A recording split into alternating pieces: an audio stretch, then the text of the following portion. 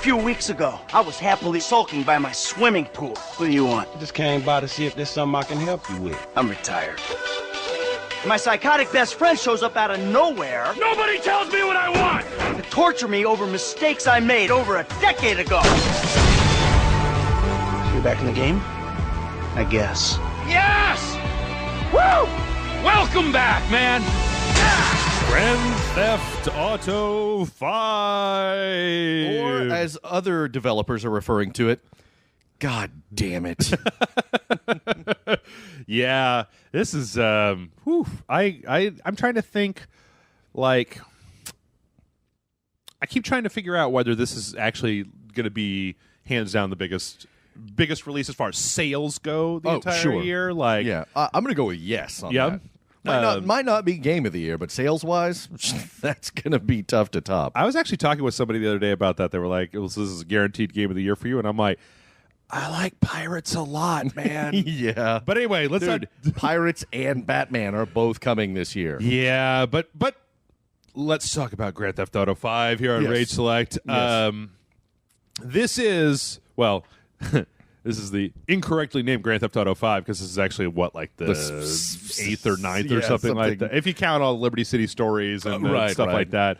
But Grand Theft Auto 5, and this, for those of you who have been living under a rock and have turned off your internet, and I don't know how you're listening to this if you have, this is the latest in the Grand Theft Auto series, and this takes us back to Los Santos, which we San have Andreas. seen since Grand Theft Auto San Andreas. Yeah. But interestingly, this is actually a little bit, well, it's weird because they don't have the 3 cities like they had in San Andreas. But to me, this game felt a lot like, I feel like Rockstar really listened. I feel like they really listened to the things that people had a huge problem with in Grand Theft Auto 4 because you know what? Nobody ever called me to hang out every 5 minutes. I was in the middle of a gunfight with the cops. Like, Roman, shut up. I'm fighting for my life here, man. I can't go bowling right now, asshole. That's right. And then they got all butthurt when you don't go bowling. But this story, God, I don't really know how to do this. How do you sum up the story of Grand Theft Auto? Okay, so it is 3 characters who find themselves, they're 3 thugs. There's Michael, Franklin, and Trevor. Mm-hmm. Franklin is kind of your, like, South Central L.A. gangbanger type. He's basically a stand-in for CJ, as far as I can say, from San Andreas. Very similar. Michael is a retired career criminal who lives in this nice house with his just horrible family. And he's done. He's out of it. So he just sits by the pool daydreaming and drinking, and he's just kind of sad. He's going to a therapist and everything. I'll take a brief aside here. Like, did it bother you that there were characters, especially Trevor in the game, who kept calling Michael fat? Yeah. And I was like, I don't think that guy's really that fat, man. Like, I would have liked it more if we would have started the game and he had really been a fucking doughy 40s dude. And then, like, you really, I mean, to be honest, when we started the game, Franklin seemed like he was fatter than Michael. I know. But, then there's the third guy is Trevor. Oh, Trevor. Oh, my God. Oh, Trevor. Trevor is one of the most...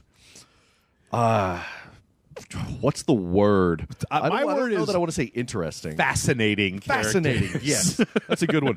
He's batshit insane. He's insane in a really likable way. Most of the time. He's disgusting. Yep. He's a meth dealer. Yep. He's crazy. He's also dangerous. Hilarious. He is hilarious. Completely hilarious. Yeah. Michael and Trevor used to be pals and colleagues in their crime endeavors. But Michael faked his own death and went into the Witness Protection Program, and that got him tangled up in basically the FBI, which is the FIB in Grand Theft Auto World. So got tied up in their little, ensnared in their machinations and everything. So they start calling on him for favors. Trevor finds out that Michael is still alive, and Michael takes. I'm trying not. That's still pretty early, right? No, that's pretty good. But why don't we just let's just say. And from there, crazy ensues. Yes. Because to try to sum up the rest of the story of this game, there's like a jillion plot threads that go all over the place. Yeah, they go all over the place. They track back on each other. It's a really labyrinthine, sprawling plot that I thought Rockstar juggled really well in balancing everyone's stories. Yeah, in fact, one of the biggest questions that I had before this game came out is that they had showed footage where you can switch between the characters at any time. Once you have access to them, you can just cut between the different characters. And I was curious to know how they were going to get to get the story continuity and make everything work and stuff like that. And it all worked out really, really well. Quite well. Yeah. In fact, it worked out better than a lot of games where you switch between characters that aren't open world or where you can be all over the goddamn place. Yeah. Like it really gave you a sense of, to me, you really got a sense of being in that character's world, especially because when you would switch to that character, like, you know, you'd switch to Franklin and he would be coming out of a store or something. Yeah, going about his own business. Yeah, or you Like- switch to Michael and he'd be in bed and he'd wake up or he'd be by the pool or something. Yeah, or Trevor. At one point, I woke up. Oh, God. I switched to Trevor, and I'm waking up, and I'm in a pen with all of these like bulls. Yep. Out in the middle of nowhere. Yep. Drunk. Yep. Oh, And yeah. So my controls were all screwed up, and he's mumbling.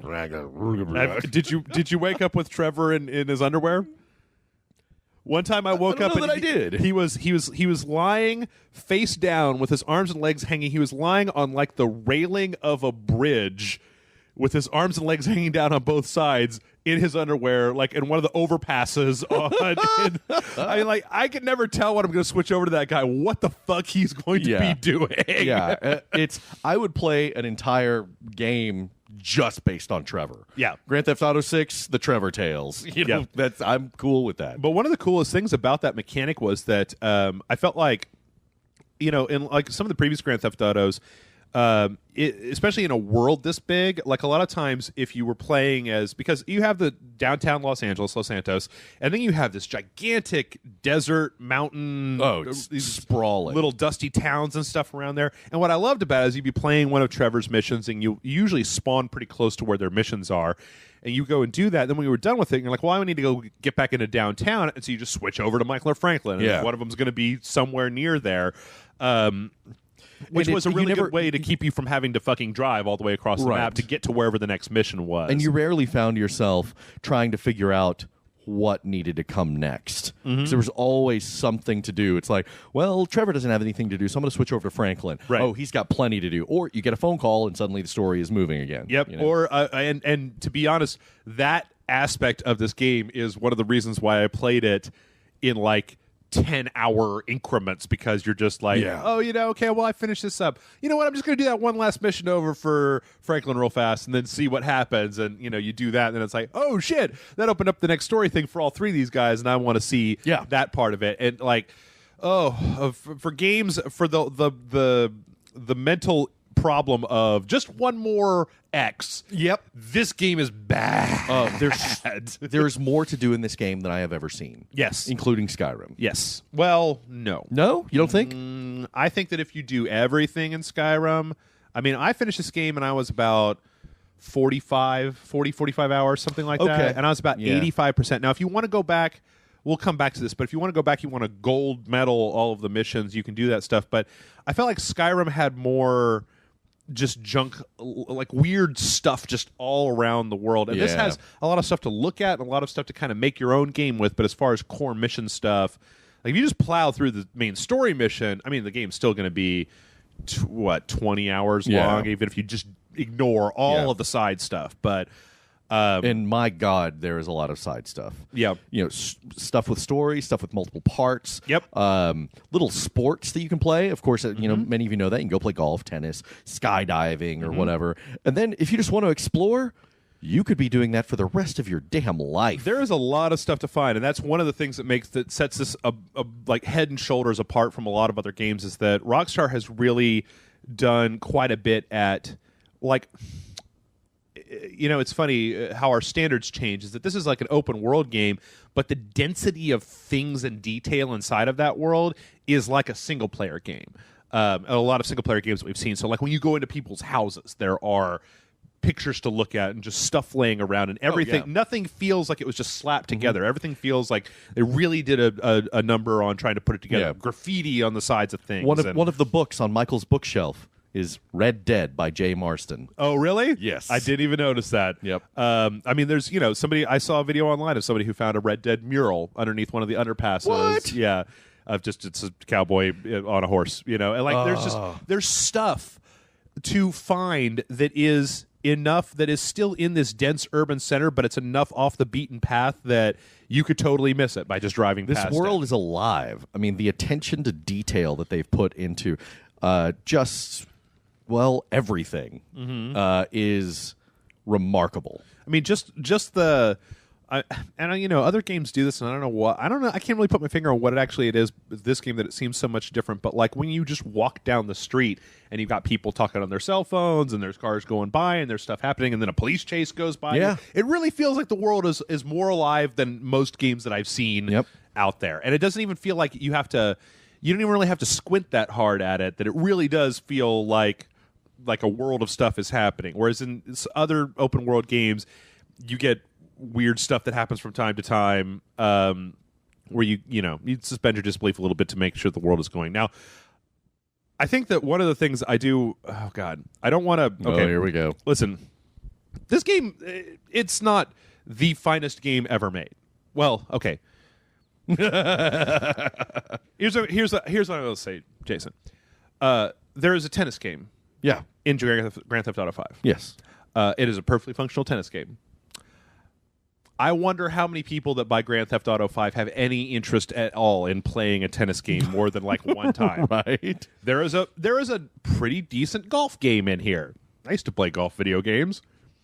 I wonder how many people who buy Grand Theft Auto 5 really have a lot of interest in playing. Yeah. You know, in really getting to the nitty-gritty of being able to play that 9-hole golf course and get really good at it, you know. So while there is a lot of stuff in here, and while a lot of that stuff is good, some of that stuff I feel like I maybe would have preferred more shooting at stuff and driving around than a really good tennis game. Yeah. Or petty crime missions, maybe. Yeah, something like that. A little bit more of that. Some more repo missions for Franklin, you know. Oh God, no! What are you talking about? Not the tow truck ones. Oh, yeah. Okay, no, repo missions. Yeah, not the tow truck. Because fuck the tow truck missions, man. That, and I'm gonna say this right now. Flying shit in Grand Theft Auto 5 is a pain in the ass. God. It's kind of janky. Like, especially helicopters is a little bit, they're so fucking touchy that I would almost rather just drive. Yeah. That was my big problem, is that is what's good and the great things about this game, I really think make it a masterpiece. Yes. But it's not perfect. Yes. Because there are some things in there that are so annoying. Yep. Like the way it flies. There are some missions in there where you're flying a helicopter and you have to pick up something with a hook and chain. Oh, yeah. Mm-hmm. And it is maddening. It can be insanely maddening. And then there are just really tedious tow truck missions because a lot of times it doesn't tell you what you need to do. Right. Or if it does, it flashes up there. It's a blip on the screen. Yeah, that's another thing, is that they I know that it's obvious in looking at this that Rockstar wanted to go out of their way to keep the entire game UI out of your face. Like, the mini-map has all the information you need on it. It's down the bottom left-hand corner. Like, one place to look and it's fine. They even make, the reticle is this tiny little dot, to try to kind of keep your vision clear of that sort of thing. But a lot of times, especially in the early game, they flash up these tooltips telling you how to do this thing or how this particular system works. And while Grand Theft Auto 4 was very much spent too long teaching you how to play the game, I kind of wish that when they flashed those up that they would have just paused the game for a second to let me read it real fast. Because a lot of times it just kind of happened to come up when I was in the middle of driving or a firefight or something. And I was like, I'm sorry, what was that? What am I supposed to do? And here? I mean, you can go in and you can look that stuff up in the system menus and see what it said. But, I was thinking about this the other day. The thing to take away from this is that the game has some issues, but the things that it does right are so good that they really outweigh it to the point where those issues don't really seem to, okay, so they wasted some time. They put a golf game in there. Yeah. And okay, it's a decent enough golf game. I'm not really super interested in playing a golf game. That doesn't take it down by a star because it has a golf game in it. Yeah. Like, that's just something that's worth noting. But let's talk about the best part of this entire game. Oh. The heists. Oh, I thought you were going to say the lap dance minigame. The lap dance minigame Is amazing. it's a little creepy. Well, I don't know. Is it creepy? I don't know. Okay, Oh, it's weird and gross. there's some people online who have been like, you have to try to grope this woman when the bouncer isn't Yeah. looking. But I never got the impression when I was playing that game that it was like, I don't know. She was into it, man. That's kind of what I don't. yeah. She wanted it. Did you ever go home with one of them? Oh yeah, Okay. sure. I got to play the game. I got to of review course. it. I got to Yeah. figure out how for professional reasons. science. It's science. science, Jason. Yeah. What was I saying? You brought up hookers, and now I can't. Hit the reset button on your brain. Yeah, Hookers. Yeah. No, the heists. Yes. The heists, which were, as for my money, the best part of the game. Yeah. Sure. Every so often in the storyline, you'll come up to a place where basically you have to put together a heist mission using usually all three characters. I think there's a couple that only have two of them or whatever, but these missions are they're really intricate and they're great because they give you a lot of. I mean, having played Payday 2 just recently, I'm like, these heists were way more engaging to me than Payday 2. Oh, really? Okay. They had enough scripting in them to get you into places that were thrilling, but then there was also enough choice that it made you feel like you were really impacting what happened. Right. So you set these things up, and they usually give you a couple different options of how you want to do the individual heist, and then you have to go out and you have to get all the stuff that you need. So you need a van, or you need these cars, or you need some guns, or you need this, and you're kind of free to go and you get that stuff and put it together, and there's just enough openness in those things to, like I said, make you feel like you have a lot of agency, especially when it comes to hiring the other people on your heist, which you can go for people that are cheaper and they get a lower cut. Yeah. But they could totally mess up. And they do. Oh, God, those assholes. I have to say that after the first person messed up, I just started hiring the best Spending people. the money. I'm like, Yeah. yeah, fuck it, man. Last time that motherfucker dropped a huge amount of Like money. over $1 million. Right. That's a lot. So these are, the heists are basically the real capstone of the game, and I feel like these were definitely born out of the fact that a lot of people, when they think of Grand Theft Auto 4, that heist was like the best part of that entire game, and so they let you do what are they, like 3 or 4 of these throughout the course of the game. They tie into the story at different places, and that was my favorite part of the game, especially. Of all the heists, there's one kind of right in the middle of the game that was really just a blast. Like, I'd love to play it a few more times. Small Town? Yeah. Yeah. Yeah. So there's that. The only problem is that, and the only issue that I maybe tie into that is just that sometimes when you get done with those, everything else seems a little bit less. You're like, I want to do that again. That was really fun. Yeah, it's like, I just got through robbing a bank, and now I have to do yoga with my cunt wife. I don't know. I don't like. It's weird, Michael's story about him and his family, because by the time they came around to the end of that story, I had come around on his family. Just it's weird how. It's a Grand Theft Auto game that gives us the only story that I can think of about a weird, like, middle-aged dude whose asshole teenage kids and wife are, like, drifting away from him, and he has to reconnect with his family. And it's a really kind of weird thing where I was like, kind of towards the end, I was rooting for the family. I was like, let's go, man. I'm on the DeSantos side. Like, it's weird how much I ended up caring about these characters in spite of the fact that some of them are... That they're all horrible. That they're everyone in this game is reprehensible, they're bar pretty none. horrible. Everyone. Even Lamar, by the end of the game... What? It's weird. Like, just the number of things... I mean, I actually wanted to ask you about... there is a character in this game who is, apparently... It only shows up once in the game, even though his loading screen image is in full Juggalo makeup. I only saw that dude as a Juggalo once in the entire game. Yeah, that was disappointing. I never got a chance to shoot Wade in the face. But or like, Wade, take me to your friends. Tell them we're having a party with lots of Faygo. But the thing about Wade is that I was like, can Jason really hate him? He's just he's just an idiot. simpleton. Yeah, he's not some fuck asshole. Yeah. He's just an idiot. Yeah. He's just a simple. I was like, man, why does the least reprehensible person have to be a damn juggalo? So I'm trying to think of some other things. Oh, you know what else? Other thing I really liked about this game is the way that they handled the cars for the individual characters. Yeah. The way that each character has their own specific car that you can go and you can mod out, and then the car keeps those mods, and then the car will show back up. Like some cars, if you leave them in the middle of a mission, they'll get impounded. And you have to go pick them back up, or you take them to a garage where you can put them or whatever. But like your character's car keeps reappearing at your house, and you can keep using it. I thought the impounding thing was funny because I was like, oh, that car got impounded? Oh, let's see. If only I could find some other car to drive. Oh, wait, there's one now. Get out of the fucking car.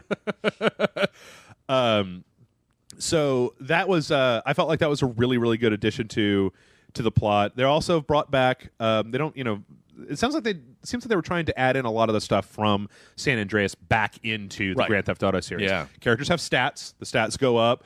Driving, shooting, strength, stamina, that sort of thing. And the characters reflect that. Of course, Franklin was the only one that really seemed to reflect it a lot. Like once I got his stamina up, he became really like buff looking. Right. And the other two, Trevor and Michael, seemed to slim down maybe a little bit, but not really as much as not like CJ. Right. And in the beginning, when the first time Franklin shows up in a tank top after you've been running him all over, you're just like, damn, man. The fucking Hulk and shit.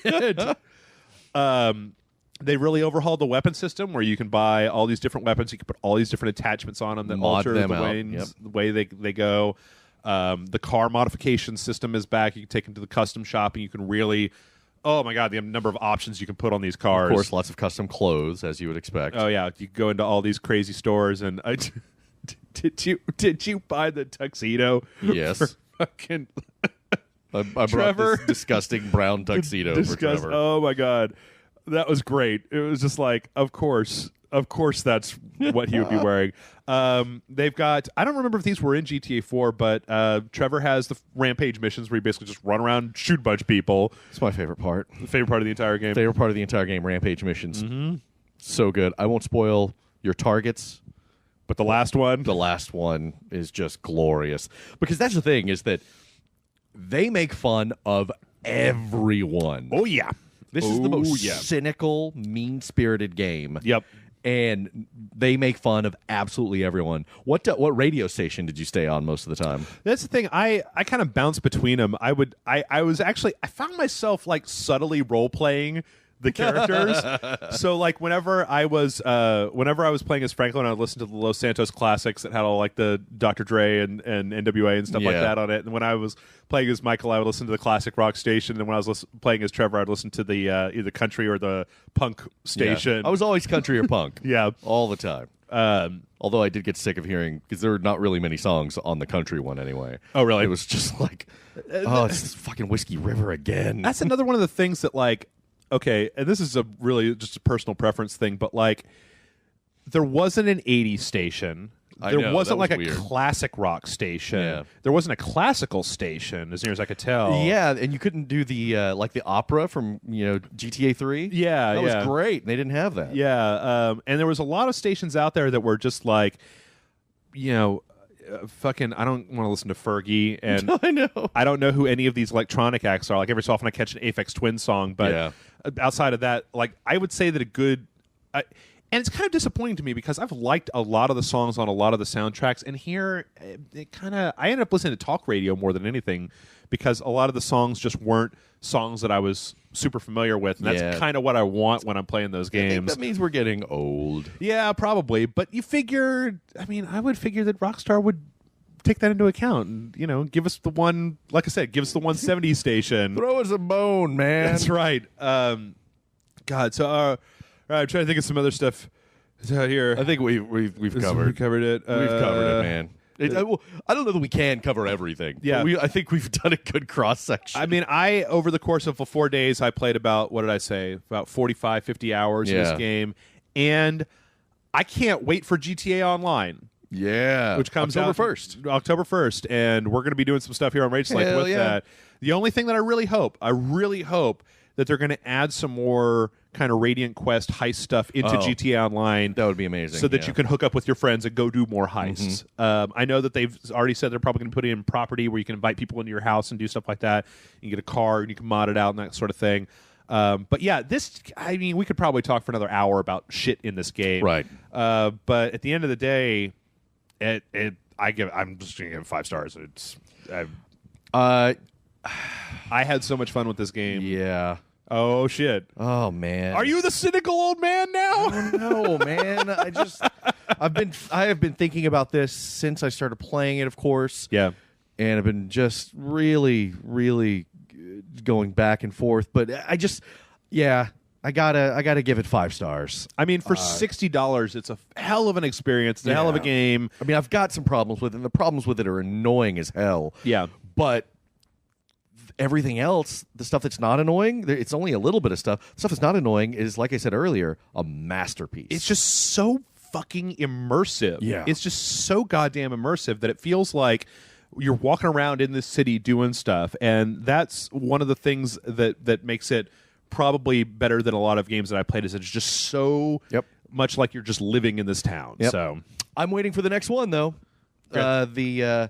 I'm going to throw this out there, Rockstar. You can have this one. This one's free. Oh, shit. Red Dead Trevor.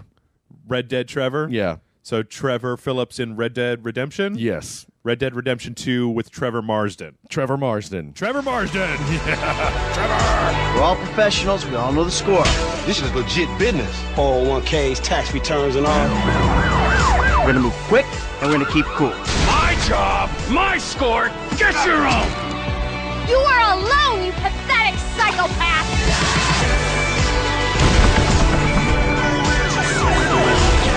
Those are group hugs out of the question.